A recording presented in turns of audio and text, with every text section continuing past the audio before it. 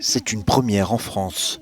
Des milliers de personnes dans les rues de plusieurs villes du pays pour manifester contre l'islamophobie. Ils étaient 13 500 à Paris selon le décompte d'un organisme indépendant. Sur les pancartes, des slogans qui dénoncent une haine croissante à l'encontre des citoyens français de confession musulmane.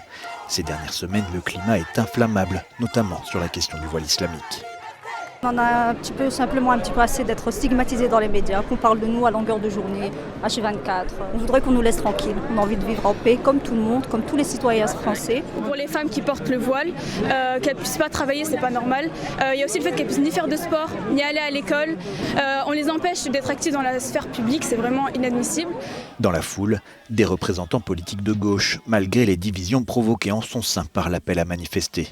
Le 1er novembre dernier, le journal Libération publie une tribune contre l'islamophobie.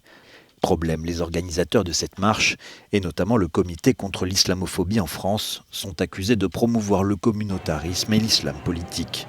Provocation pour les uns, condamnation d'un nouveau racisme qui ne dit pas son nom pour les autres. La manifestation de ce dimanche a souligné des lignes de fracture qui clivent profondément la société française.